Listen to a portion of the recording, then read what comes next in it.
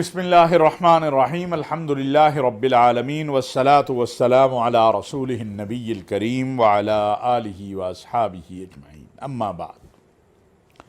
ناظرین، بہت ساری باتیں کرنے کی ہیں آج۔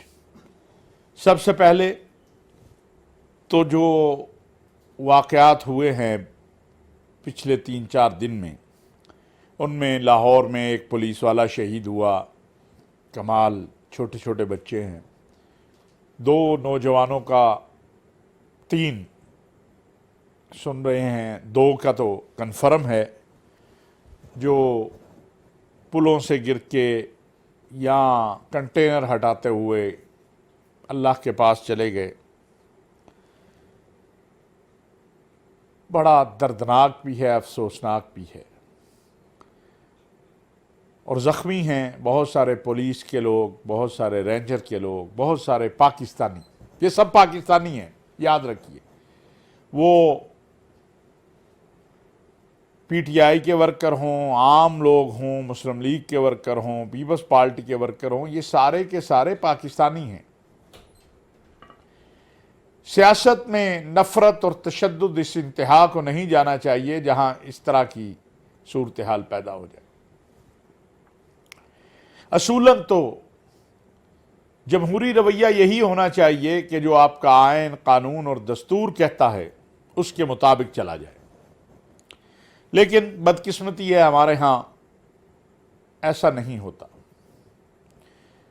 ناظرین، میرا ایک موقف ہے، یہ موقف آج نہیں ہے، یہ اس وقت بھی تھا جب طاہر القادری صاحب دھرنے لے کر گئے تھے، جب عمران خان صاحب گئے، جب مولانا فضل الرحمان دھرنا لے کر آئے، یا کوئی اور، اینی ون، کوئی بھی ہو، کہ جن لوگوں کو عوام منتخب کر کے اسمبلی میں بھیجتی ہے، ان کو اسمبلی سے نکالنا یا ان سے اقتدار لینا، یہ عوامی نمائندوں کا کام ہے۔ یہ جتھا، گروہ بندی، جلسے جلوس اس سے نہیں ہونا چاہیے۔ آج آپ 50,000 لائیں گے، کل کوئی 1,00,000 لے آئے گا، پھر تو یہ آئین اور قانون ہم ختم کر دیں، پھر ایک بڑا سیدھا سا نظام بنائیں جو 10، 20، 25,000، 50,000 بندہ لے آئے، جتنے دن وہ اپنا قبضہ رکھے، وہ قبضہ رہے پارلیمنٹ پہ، وہ حاکم بن جائے، پھر اگلا دن، پھر اگلا دن، پھر اگلا کوئی آ جائے، پھر اس کا آ جائے۔ نہیں ہے، یہ ملک ہے اور دنیا اسلام کی پہلی ایٹمی قوت ہے، ایک مضبوط فوج رکھتا ہے، 22-23 کروڑ کا یہ ملک جو ہے، اس کا ایک اپنا سسٹم ہے۔ بدقسمتی یہ ہے کہ ہم نے اس سسٹم سے ماورا، اور یہ بھی ایک بدقسمتی ہے سب کی، کہ میں جیت جاؤں تو بہت اچھا، میں ہار جاؤں تو بہت برا نظام۔ اسی طرح عدالت میرے حق میں فیصلہ دے، عدالت زندہ باد، میرے خلاف دے، عدالت مردہ باد۔ اسٹیبلشمنٹ اگر میری فیور میں کچھ کرے تو اسٹیبلشمنٹ زندہ باد، اور میری فیور میں نہ کرے، وہ سائیڈ پہ ہو جائے تو پھر میں انہیں جو مرضی نام دوں۔ یہ بدقسمتی ہے ہماری۔ لیکن ناظرین، آج میں یہ بات کہنا چاہتا ہوں کہ ملا کیا؟ مسائل تو مذاکرات سے حل ہونے ہوتے ہیں۔ کیا جنگوں کا اختتام مذاکرات سے نہیں ہوتا؟ میں لمبا نہیں جاتا، جنگ عظیم میں، جنگ اول، دوم، سوم میں نہیں جاتا ہوں، میں افغانستان میں چلا جاتا ہوں۔ 36 کے کتنے ملکوں کی نیٹو فورسز، امریکہ جیسی طاقت، اور دوسری طرف ٹوٹی جوتی پھٹی پگڑی والے۔ کیا ہوا دی اینڈ؟ مذاکرات۔ یہاں تو ایسی کیفیت نہیں ہے، نہ یہاں کوئی اسرائیل ہے، نہ یہاں کوئی فلسطین ہے، نہ یہاں کوئی مقبوضہ کشمیر ہے، نہ یہاں کوئی ہندوستان ہے۔ یہ بھی جو بعض لوگ تشبیہ دیتے ہیں، بہت ظلم کرتے ہیں۔ یہاں تحریک انصاف بھی پاکستانی ہے، مسلم لیگ بھی پاکستانی ہے، جمعیت علماء بھی پاکستانی ہے، پیپلز پارٹی بھی پاکستانی ہے، اور پھر عجیب بات یہ ہے کہ یہ جو آپس میں ہمیں دست و گریبان نظر آتے ہیں، رات کو آپ کسی ریسٹورنٹ میں چلے جائیں اسلام آباد میں، وہاں سارے بیٹھے کھانا بھی اکٹھے کھا رہے ہوتے ہیں۔ یہ کیا ہے؟ اور پھر اتنا نفرت، نام بگاڑنے، گالیاں دینی، ایک دوسرے کے ساتھ نہ بیٹھنا، کہاں؟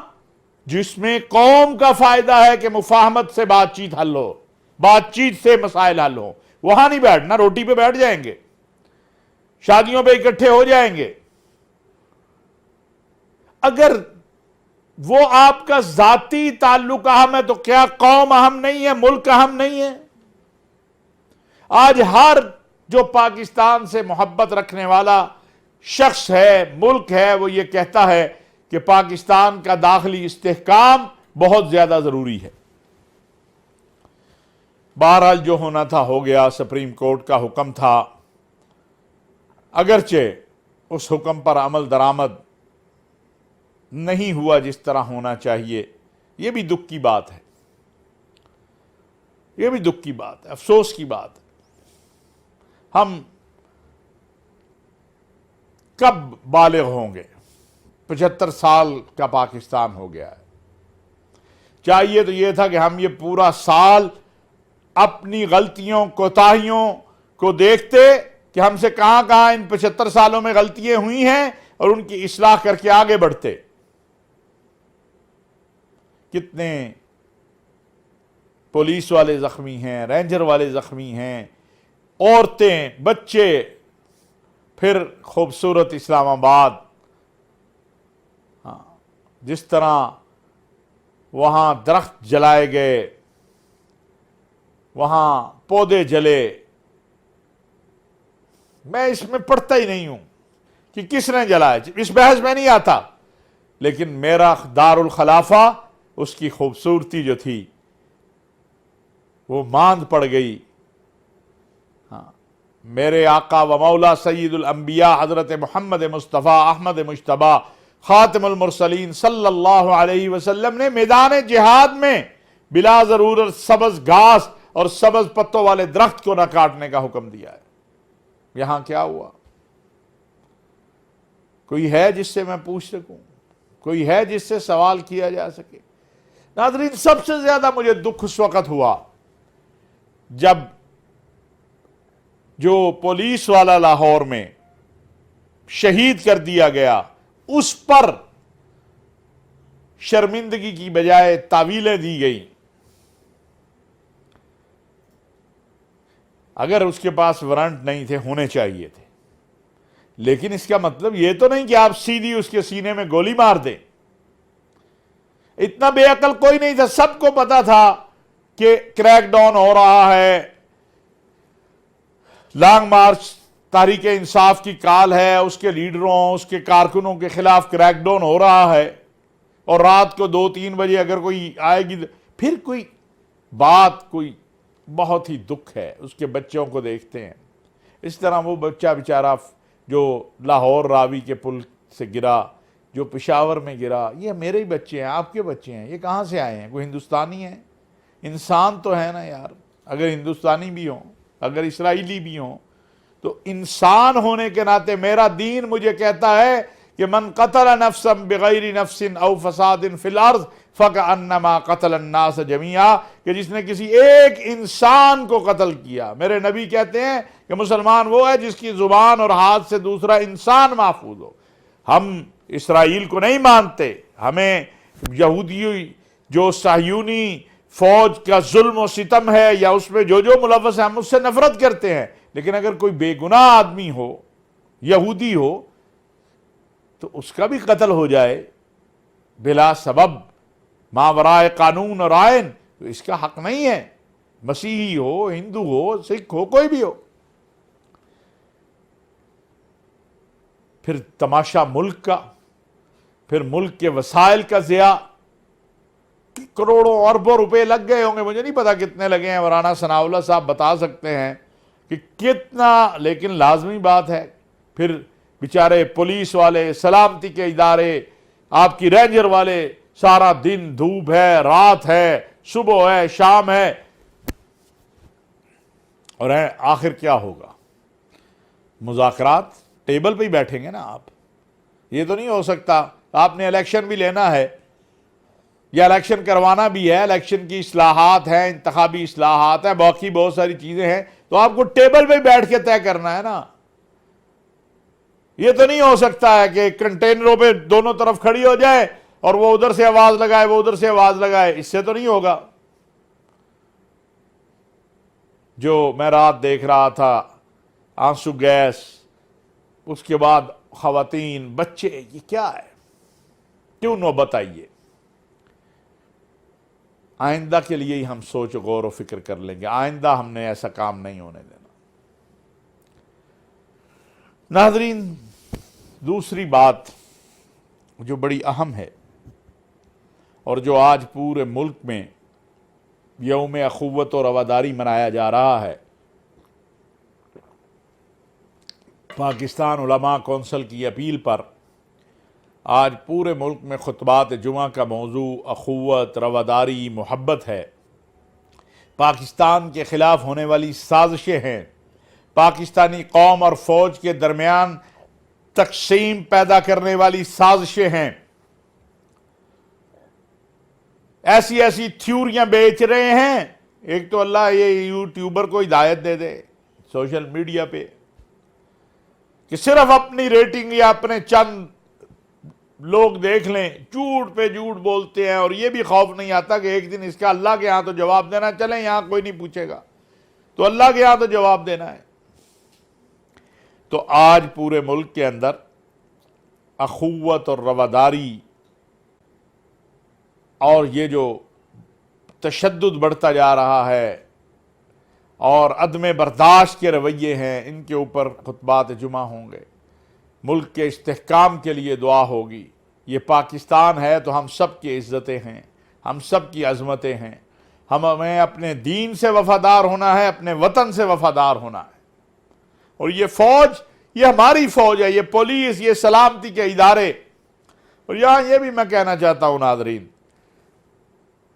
دکھ کو کرب ہے، کیا کریں، ہمارے سیاسی مذہبی قائدین مذہبی اصلاحات کا ایسے استعمال کرتے ہیں کہ الامان والحفیظ، الامان والحفیظ۔ اب یہ جو سیاسی لڑائی ہے، اس کو خان صاحب کہہ رہے ہیں کہ جہاد ہے۔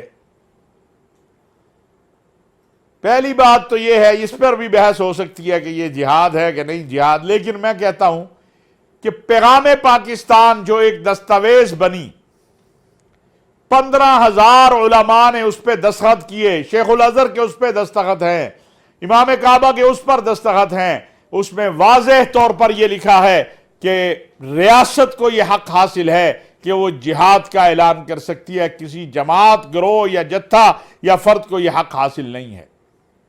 جہاد بہت عظیم عمل ہے، امر بالمعروف نہی عن المنکر بہت عظیم عمل ہے۔ اللہ ہم سب کو توفیق دے۔ اس کے لیے دعا کرنی چاہیے، لیکن جو ہمارے حالات ہیں، جو ہماری سیاست ہے، اس میں مذہبی اصلاحات کا غیر ضروری، غیر شرعی استعمال، اس کو روکنے کی طرف بھی توجہ دینی چاہیے۔ اپنی نوجوان نسل کو دیکھیں، ہم نے یہ جہاد کے نعرے سے جو کچھ اس ملک میں 20 سال ہوا، جس طرح خود کش حملے اور ہمارے لہو لہان ہوئی پارکیں اور مسجدیں اور امام بارگاہیں اور چرچ، اور ہمیں تھوڑا سا اس طرف بھی توجہ۔ ہاں، ایک نظریاتی آپ کا نظریہ ہے، آپ کی سوچ ہے، آپ کی فکر ہے کہ یہ پارٹیاں جو ہیں یہ ٹھیک نہیں ہیں، یا ان کی سوچ اور فکر ٹھیک نہیں ہے، یا یہ کرپٹ ہے، یہ آپ کو حق حاصل ہے، لیکن اپنے سوچ اور فکر کے اوپر کسی مذہبی اور مقدس شاعر میں سے کسی کی مہر لگا دینا، نہ یہ کسی کے لیے بھی ٹھیک نہیں ہے۔ میں یہ خالی ایک پارٹی کے لیے نہیں کہتا، سب پارٹیوں سے کہتا ہوں، سب جماعتوں سے کہتا ہوں کہ اپنے ذاتی مصلحتوں اور سیاسی مقاصد کے لیے دوسروں کے اوپر، یا ان سیاسی مقاصد کے لیے اپنی ذات کے لیے شاعر جو اللہ کے شاعر ہیں یا مقدسات ہیں ان کا نہ استعمال کریں۔ کئی نوجوان ملے اور جنہوں نے کہا ہم تو جہاد کے لیے آئے ہیں، تو بہرحال بہت افسوس ہے، دکھ ہے اس ساری صورتحال کا، اور پاکستان کے حالات تقاضا کرتے ہیں کہ ہم آپس میں بیٹھ کر معاملات کو حل کریں۔ وزیر اعظم میاں شہباز شریف صاحب نے دعوت دی ہے اسمبلی کے فلور سے کہ میں کمیٹی بنانے کو تیار ہوں بات چیت کے لیے۔ میرا خیال ہے یہ بہت مثبت قدم ہے، آگے بڑھنا چاہیے تحریک انصاف کی قیادت کو۔ میں تو آج پھر کہوں گا کہ آپ اسمبلی میں آئیں، آپ اصلاحات میں شامل ہوں، آپ بھرپور اپوزیشن کا کردار ادا کریں۔ یہ اوورسیز کا معاملہ باقی آپ اسمبلی میں ہوتے ممکن ہے آپ کی رائے کے مطابق کوئی فیصلہ آ جاتا یا آپ اس میں کوئی اچھی ترامیم لے آتے۔ میں تو آج بھی یہ کہوں گا باقی تو فیصلہ عمران خان صاحب نے کرنا ہے، لیکن گفتگو، مذاکرات، اس کا دروازہ کھولنا بہت ضروری ہے۔ ناظرین، ساری کائنات جانتی ہے، خالی میں اور آپ نہیں، کہ سعودی عرب اور پاکستان کے جو تعلقات ہیں وہ ایمان اور عقیدے کے تعلقات ہیں، وہ دو قوموں کے تعلقات ہیں، اور اللہ تعالیٰ کے فضل و کرم اور اس کے احسان سے یہ بات میں بڑی ذمہ داری سے کہہ رہا ہوں کہ ہم دونوں ایک دوسرے کے مشکل حالات کے ساتھی ہیں۔ اچھے حالات میں تو ہوتے ہی ہیں لوگ، لیکن مشکل حالات کے ساتھی ہیں۔ آپ کو پتہ ہے کہ ہمارے اسٹیٹ بینک میں ایک اماؤنٹ جو ہے وہ سعودی عرب نے رکھی ہوئی ہے، جس کی مدت ختم ہونے والی ہے۔ الحمدللہ اس حوالے سے سعودی عرب کے وزیر خزانہ نے بڑا واضح طور پر بتا دیا کہ وہ ایکسٹینڈ کریں گے۔ اس وقت جو ہمارے ملک میں کیفیت ہے ڈالر کی، جو باقی چیزوں کی، یہ اعلان پاکستان کی مضبوطی کے لیے کتنا اہم ہے یہ ہمارے معیشت دان سمجھتے ہیں، ہمارے معاشی ماہرین اس کے بارے میں جانتے ہیں۔ اور سعودی عرب ہو، متحدہ عرب امارات ہو، کویت ہو، یہ جتنے بھی اسلامی ملک ہیں یہ پاکستان کو مستحکم دیکھنا چاہتے ہیں، مضبوط دیکھنا چاہتے ہیں، کمزور نہیں دیکھنا چاہتے۔ خادم الحرمین شریفین شاہ سلمان بن عبدالعزیز اور ان کے ولی عہد امیر محمد بن سلمان کا میں شکریہ ادا کرنا چاہتا ہوں کہ انہوں نے ایک بار پھر دنیا پر ثابت کر دیا کہ پاکستان اور سعودی عرب کے جو تعلقات ہیں وہ لازوال ہیں۔ ناظرین، اس میں کوئی شک نہیں ہے کہ ہمارے دشمن کوشش کرتے ہیں کہ کسی طریقے سے پاکستان اور سعودی عرب کے تعلقات کے درمیان کوئی نہ کوئی رفٹ پیدا ہو جائے، خلا آ جائے، لیکن الحمدللہ ایسی کوششیں کرنے والے کبھی کامیاب نہیں ہوئے۔ تھوڑے تلخ حالات اگر ہوئے بھی تو ہمارے سپہ سالار جنرل قمر جاوید باجوہ صاحب نے اور ماضی میں جنرل رحیل شریف نے جس انداز سے امور کی اصلاح کی وہ قابل قدر ہے۔ ابھی بھی آپ نے دیکھا کہ خادم الحرمین شریفین شاہ سلمان بن عبدالعزیز ہسپتال میں داخل تھے تو ان کی صحت کے لیے ٹیلی فون کیا ہمارے سپہ سالار جنرل قمر جاوید باجوہ صاحب نے، اور امیر محمد بن سلمان کے ساتھ جو ان کی بات چیت ہوئی، گفتگو ہوئی، وہ سب کے سامنے ہے۔ اور اس سے اگلے دن جو ہے یہ مالی امور کے بارے میں جو اعلان کیا سعودی وزیر خزانہ نے، یہ بھی ہمارے سامنے ہمیں معلوم ہونا چاہیے۔ اور شہباز شریف صاحب جو ہیں، میں نے پہلے بھی کئی بار کہا، ان کا سب سے بڑا پلس پوائنٹ یہ ہے کہ وہ عالم اسلام، عالم عرب کو سمجھتے بھی ہیں، کچھ عربی بھی جانتے ہیں، اور سعودی عرب میں بہت عرصہ جلاوطنی کے دوران رہے ہیں، لہٰذا ان کو یہ ایج حاصل ہے کہ وہ تعلقات کی بہتری اور رابطوں میں جو ہے وہ ان کے لیے مشکلات کم ہیں۔ پاکستان کے کسی حکمران کے لیے بھی مشکلات تو نہیں ہوتی، لیکن اگر آپ سمجھتے ہوں معاملات کو اور افہام، تو پھر بہت ساری چیزیں آسان ہو جاتی ہیں۔ میں یہ سمجھتا ہوں کہ اس حوالے سے ہم پہلے بھی سعودی حکومت کے ممنون ہیں اور ایک بار پھر اس کا شکریہ ادا کرتے ہیں۔ ناظرین، آخر میں حج، میں یہ آپ کو بار بار یاد کراؤں گا کہ جو لوگ حج پہ جا رہے ہیں ابھی سے تیاری شروع کریں، چلنا پھرنا، واک کرنی، اپنے آپ کو مستعد کریں۔ الحج سج، اب تو بڑا آسان ہے، لیکن واقعی کہیں نہ کہیں مشکل آ جاتی ہے۔ اب تو ایئر کنڈیشن گاڑیاں ہیں۔ میں پچھلے دنوں سعودی عرب میں تھا تو ایک بہت اللہ والے بزرگ، علم والے، فضل والے، انہوں نے کہا ذرا سوچے تو صحیح کہ ہمارے نبی علیہ الصلاۃ والسلام نے پتے کھا کر دین کی دعوت دی. ہاں ہم ایئر کنڈیشنوں میں بیٹھتے ہیں، زبردست گاڑیاں ہیں، پھر بھی اللہ کے دین کی صحیح بات کرتے ہوئے ڈرتے ہیں. حج آ رہا ہے، جنہوں نے حج پہ جانا ہے وہ اپنی بھرپور تیاری کریں. انشاءاللہ اگلے پروگراموں میں حج کے قریب تفصیل کے ساتھ آپ کو ہدایات اور تربیتی عمل انشاءاللہ باضابطہ جو ہے پی ٹی وی سے ہم کوشش کریں گے آپ کے لیے نشر ہو، جس سے آپ کی تربیت ہو سکے کہ آپ نے حج میں کیا کرنا ہے. وما علینا الا البلاغ المبین.